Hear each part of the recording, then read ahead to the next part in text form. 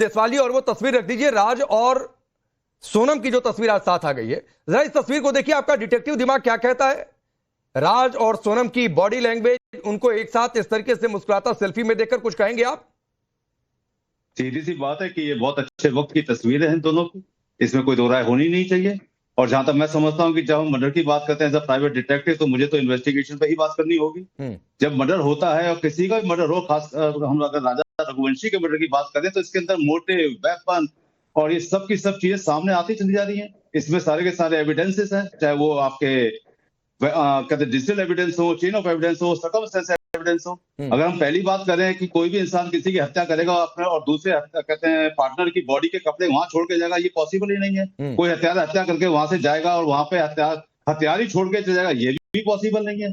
कोई युगल अगर कहीं घूमने जाएगा, पहली बार कहीं घूमने जाएगा और वो पार्किंग में अपनी स्कूटी नहीं लगाएगा और जंगल में 3 किलोमीटर ले जाकर हाइड कर देगा, ये भी पॉसिबल नहीं है। ये भी पॉसिबल नहीं है कि वहां पर जो कहते हैं गाइड था, उस गाइड ने इन 3 आदमियों को आइडेंटिफाई किया है, वो एक अपने आप में बहुत अहम एविडेंस है पुलिस के पास। ये भी पॉसिबल नहीं है कि कोई एक लेडी जब हत्या हो जाती है और ये कहती है कि मुझे आंख बंद करके मेरे को कहीं रखा गया था, मैं को बेहोश करा गया था, और वही ट्रेन पकड़ के इंदौर आती है और रेलवे स्टेशन पे स्पॉट होती है और सीसीटीवी में उसकी फुटेज आती है, वही 9 लाख रुपए लेके जाती है, वही ज्वेलरी लेके जाती है, वही हाइड होती है, वही अपने आप को गाजीपुर में छुपाती है, वही नेपाल जाने की कोशिश करती है, वही अपने आप को सरेंडर कराती है। इतने सारे एविडेंस, ये हार्डकोर कोई क्रिमिनल नहीं है। जब हार्डकोर कोई क्रिमिनल नहीं होगा तो उससे इतनी सारी गलतियां होंगी।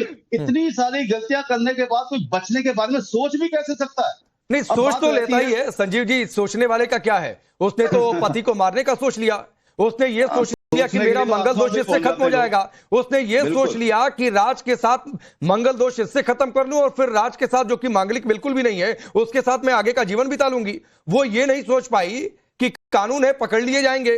तो सोचने का क्या है, कोई कुछ भी सोच ले। लेकिन निर्मल कौर जी, एक सवाल आपसे, जो पुलिस ने आज कहा है और जिस दौर में ये इन्वेस्टिगेशन है कि सोनम के खिलाफ पर्याप्त सबूत है, लव ट्रायंगल की बातचीत सामने आ गई है, यह भी पुलिस की ओर से जानकारी दी गई है, और यह भी कहा जा रहा है कि कई स्टेज पर प्लानिंग हुई है। आप इन 3-4 बातों को कैसे कनेक्ट करके देखती हैं? देखिए, निश्चित ये प्री मेडिटेटेड, बहुत ही कोल्ड ब्लडेड, एकदम विचार विमर्श करने के बाद, बहुत अच्छे से प्लान करने के बाद किया गया कांड है। और पुलिस को भी लव ट्रायंगल की बात जरूर उनको, मतलब विभिन्न सोर्सेज जो वो फॉलो कर रहे हैं उससे मिली होगी। परंतु एक बात ध्यान देने की है कि जितनी ये पैट और जितनी ये टाइट कहानी टीवी में लग रही है या इस तरह की कहानी लग रही है, पुलिस को इसकी कड़ियां जोड़ने में बहुत मशक्कत करनी पड़ेगी, बहुत मेहनत करनी पड़ेगी, ताकि वो कोर्ट ऑफ लॉ में केस स्टैंड कर सके, केस फेल नहीं कर जाए। जो प्रोसिक्यूशन है, इतना स्ट्रांग उनको बनाना पड़ेगा। क्योंकि हम आप जो कह रहे हैं, हमें आपको जो लग रहा है, या जो माँ बाप के बयान देख रहे हैं, या जो टीवी में नजारे देख रहे हैं, रोना धोना देख रहे हैं, उससे हमको कहानी अच्छे से समझ में आ रही है, हर दर्शक को आ रही है। परंतु इसको कोर्ट में प्रूव करना is a different ball game all together. तो हम समझते हैं कि पुलिस का जो बेसिक काम है वो है कि इनको सजा दिलवाना, और उसके लिए पुलिस ने बहुत मेहनत की है। इतनी सैकड़ों पुलिस दिन रात जाग के मेहनत करके यहाँ तक पहुंची है।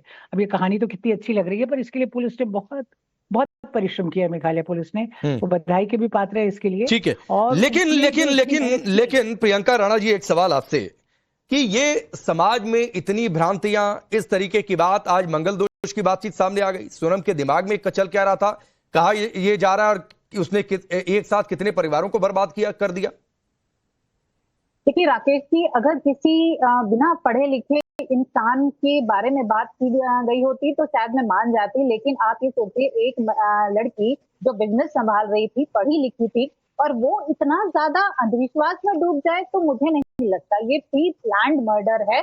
और जिस तरह से उसके दोस्त ने भी बताया कि किस तरह से उसने एक सीन क्रिएट किया, उसने एक लोगों के दिमाग में ये डाला कि मैं कामाख्या देवी के मंदिर जाऊंगी और पहले मैं वहां पूजा करूंगी और उसके बाद मैं उसके करीब आऊंगी। तो ये सब एक प्री प्लान मर्डर है, और ये कोई भी नॉर्मल आदमी नहीं कर सकता है। इसकी मेंटल हेल्थ को भी चेक करना पड़ेगा। ज्यादा जरूरी ये है कि हम लोग अंधविश्वास में ना पड़ करके पहले ये देखें कि आखिर उसकी मेंटल, क्या वो इस तरह की चीजें पहले भी करती आ रही थी, क्या इस तरह की चीजें, एक्टिविटी उसके घर वालों ने पहले कभी नोटिस की थी कि वो इस तरह के स्टेप्स ले सकती है, क्या वो वायलेंट थी, किस तरह से वो अपने दोस्तों के साथ डील करती थी। तो ये सारी चीजें ज्यादा जरूरी हैं, और इस तरह से हम अपने नेशनल चैनल के थ्रू मैं तो राकेश जी यही बोलूंगी कि हम लोग ये कुंडली और इसको ज्यादा प्रमोट ना करें तो अच्छा होगा, क्योंकि इस तरह की चीजें जो भी आपके चैनल्स के व्यूवर्स देख रहे होंगे तो बहुत सारे व्यूवर्स ऐसे ना हो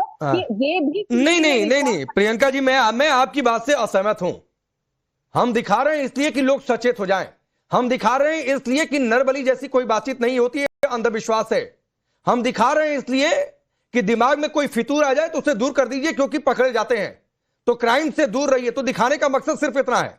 इसीलिए तेजस्विनी जी, जो राजा के दोस्त ने कहा और कहा कि क्राइम सीरियल देखकर उसके दिमाग में प्लॉटिंग हो रही थी और उसके बाद उसने पूरा खाका चुना कि किस तरीके से इस मर्डर को अंजाम देना है।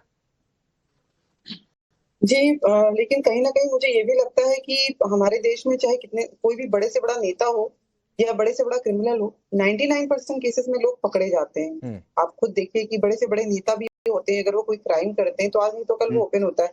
तो एक मिडिल क्लास फैमिली की लड़की अगर इस लेवल पे क्राइम कर रही है तो मुझे लगता है कि वो जो अभी प्रियंका जी ने बात रखी है बिल्कुल सही है। उसका एक मनोवैज्ञानिक जांच बहुत जरूरी है, क्योंकि एक नॉर्मल माइंडसेट का इंसान अगर वो इस फैमिली में शादी करके भी आई थी और उसे लड़का पसंद नहीं था, तब भी वो उसको डिवोर्स दे सकती थी, उसके साथ नहीं रह सकती थी। लेकिन उसने जो ये मर्डर करना, उसके बाद उसकी माँ का फोन आया है, उसके आधे घंटे बाद उसने मर्डर भी करने में हेल्प की, तो कोई नॉर्मल इंसान तो ऐसा नहीं कर सकता है, क्योंकि वो उस फैमिली से भी कनेक्टेड रही, वहां पे कुछ दिन रही। तो मुझे लगता है कि कहीं ना कहीं उसकी मनोवैज्ञानिक जांच, उसकी मानसिक हालत कैसी है, वो नॉर्मल दिखती तो है, लेकिन क्या वो अंदर से नॉर्मल है? नॉर्मल दिखना ही काफी नहीं। और एक और मुद्दा है, राज कुशवाहा के साथ उसके अफेयर की बात कही जा रही है बार बार, लेकिन राज कुशवाहा, अभी एक नया नाम सामने आया है, जितेंद्र रघुवंशी, जिसके अकाउंट से उसके काफी ट्रांजेक्शन हुए हैं। और कहीं ऐसा तो नहीं कि चूंकि राज कुशवाहा एक गरीब परिवार का लड़का है तो उसको टारगेट करके और नहीं, उसे तो सोनम के भाई ने कहा, तेजस्विनी जी, उसे तो सोनम के भाई ने कहा कि वो संभवतः मौसी का लड़का है, वो कजिन ब्रदर की बात ही सामने आई है, जितेंद्र रघुवंशी। जी सर, हाँ जी, जितेंद्र रघुवंशी कजिन ब्रदर हैं, लेकिन वो इतना बड़ा लंबा चौड़ा ट्रांजैक्शन पैसे का क्यों कर रहे थे इनके साथ में?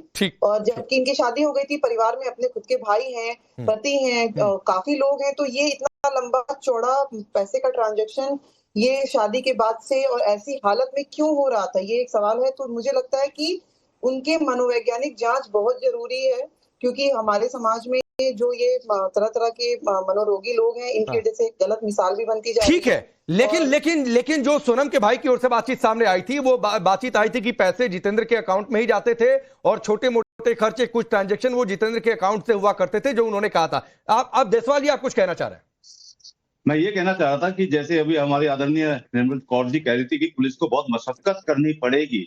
एक बात समझनी होगी, पुलिस के पास हमेशा दो प्लान होते हैं। पहला प्लान ये है कि वो एविडेंशियली प्रूफ करें। अगर वो एविडेंशियली प्रूफ करते हुए जब चेन बनाते हैं, उस चेन में कहीं ब्रेक्स होते हैं, तो फिर वो कोशिश करते हैं इन चारों में से जो हत्यारा, जो जिसका सबसे ज्यादा कम काम था, उसको सरकारी गवाह बना लिया जाए और सरकारी गवाह बनाकर और एविडेंस लगाकर केस को मजबूत किया जाए। और इसमें सबसे बड़ी समझने वाली बात यह है राकेश जी कि जो वहां पे कपड़े मिले हैं, उस कपड़े के ऊपर खून लगा हुआ था। खून किसका लगा हुआ था?